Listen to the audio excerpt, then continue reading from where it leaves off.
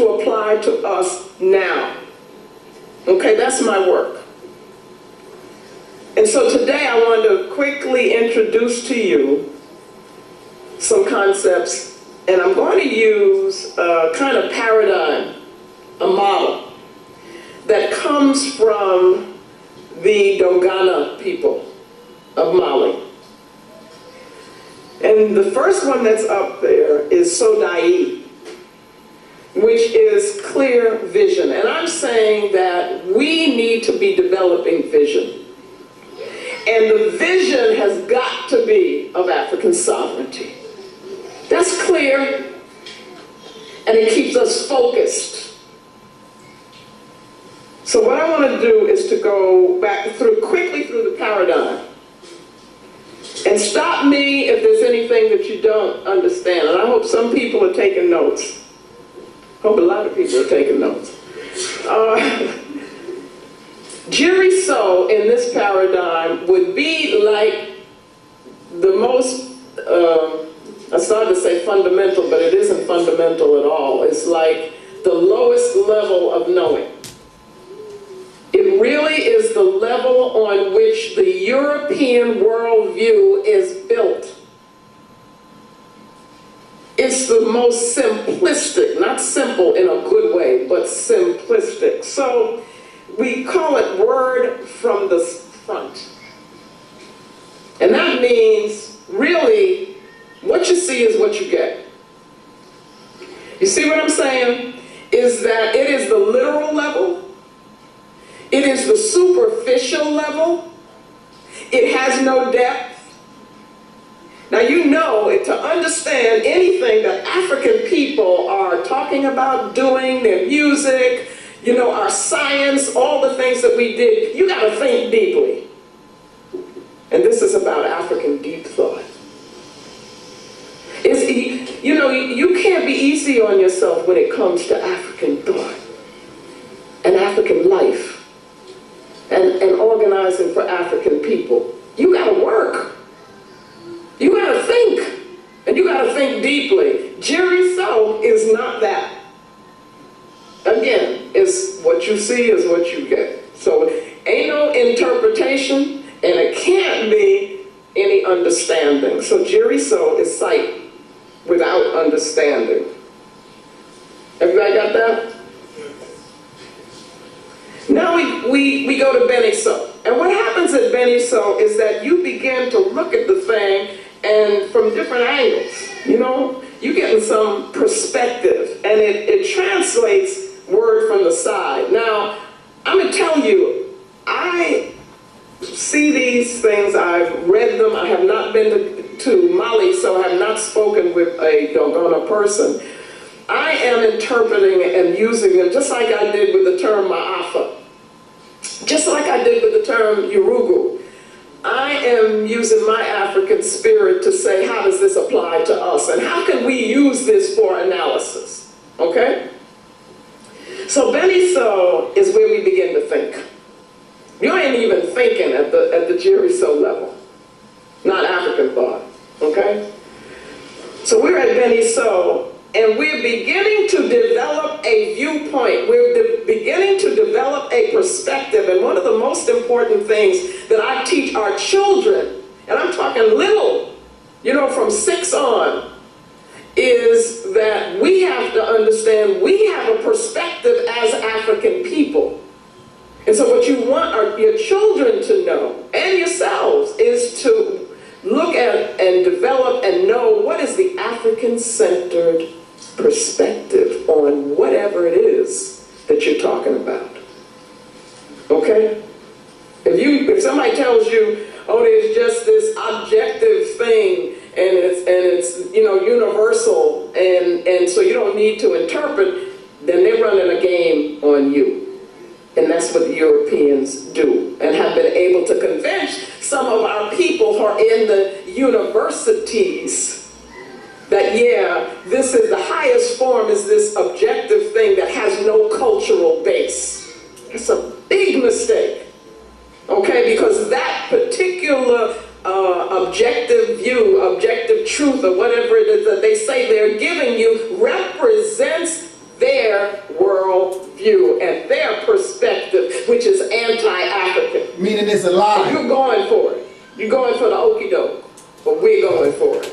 Okay? So I'm coming back here and saying, no, everybody's got a perspective. Every culture creates and generates a perspective, and we got to know ours. But at any rate, so at the level of Beni So, we're beginning to establish a viewpoint, a perspective, which allows us then to interpret things from our point of view.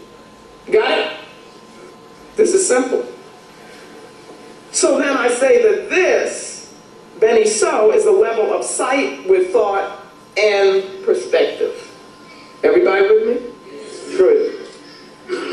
Then we move to another level, and Bolo So is translated word from behind. Well, what I do when I'm working with the children is to say to them, I let them interpret it and think about it. What do you think that means?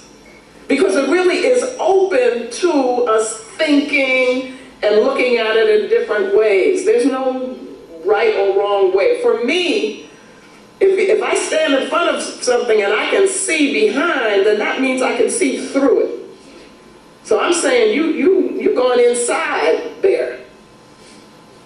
So that's really deep. You can get inside something, okay? So I say it's penetrating to the inner meaning of whatever it is that you're looking at. Now remember, if we go all the way back to Jiri So, you're just looking at the surface and thinking that you know something. You don't know nothing, okay? Because you're not at the level of meaning. Meaning is very, very important. Without meaning, what is something? You know, they say, just give me the facts. All I want is the facts. Fact is nothing out of context. For a fact to have meaning, you have to put it into a context. And we define what that context is, and what is it? It's African sovereignty. Okay, so where does it fit within that? That's how we determine the meaning of something, and our children can do that. If we train them properly, they can think on that level when they're little. So we're finding the essence of the thing at the level of Bolo. So we're seeing through it, and we are getting insight. Insight. You see how that works? Okay? Understanding on a deeper level. You get insight into something, into how it works. And that's a problem for us because we haven't studied how the system works. And the mistake that we made, again, in 2008, and see, you would expect our people generally to make this mistake, but not the so-called leadership, is that it wasn't personal, y'all. And it ain't personal now. It's not about a person. It is about a system. And that system is oppressive to us.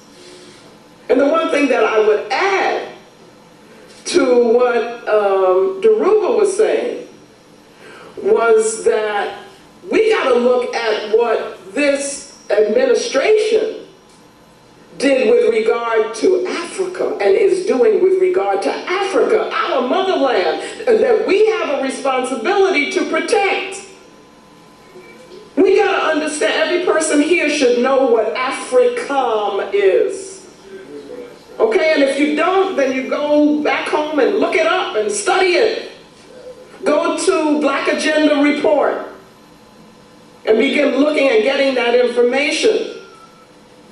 See what Brother DJ does on the cipher, and is that what you call it? Okay. Get this information, because AFRICOM didn't just start in 2008.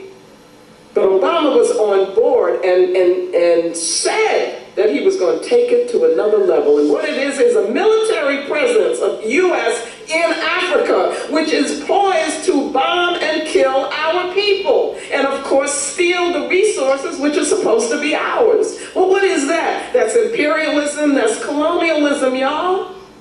But see, what you're thinking is, and the mistake that we're thinking, it may be imperialism, it may be colonialism, but it ain't slavery. That's really what we're thinking somewhere in the back there, or feeling. That we're not slaves.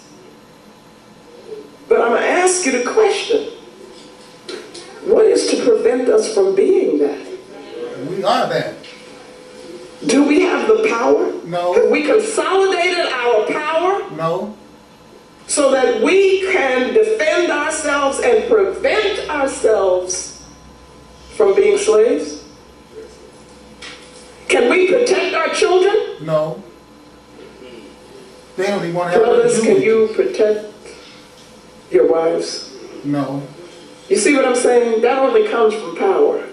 And it comes from a consciousness that says who we are. You got to know how you define we. Getting back to this, the paradigm. So that's Bolo So. And then we come to Sodai. And in this presentation of the paradigm, I'm going to make this like what it is we want to reach. So Sodai is translated clear word in Dogana language. And I use it to mean that here we gain understanding. This is sight with understanding. And it is seeing beyond what just we think we see with this physical thing. It's seeing beyond that. And so we gain vision, because that's what vision is. With vision, you've got to be able to use the imagination. The imagination informed by the African spirit. And Brother Amos, who I worked very closely with, was a good friend of mine. He taught me, and he would talk about imagination. Image a nation. Do you see? But that's got to be part of vision. To be a visionary, you got to see beyond this box here. You got to see beyond the ma'afa. You got to see what is it that our people rightfully should have, and that's what Garvey did. Garvey had a vision.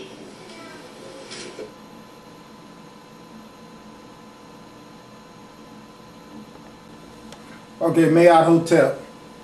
This lady right here, her name is Dr. Frances Cress Welsing.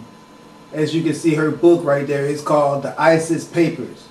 It should be the Aset Papers, because Isis is the name that the Greeks stole from the African ancient Kemetic goddess Aset. As you can see, there is the throne right there that is the square that the righteous people sit on. You need to be righteous and of divine nature to be sitting on this square. Our government sits on this square as imposters. They murdered and stole control of this earth. As you can see right there, there is the half a moon, okay, or half a sun if you want, just like I showed you earlier on the Morris Donaldson show with the three figurines that had this behind their head, representing the same half a sun. Okay, there's another, it could be the sun, the earth, or the female, round, like they say in Africa. You love to eat the round too much. Down here at the bottom is the goddess herself.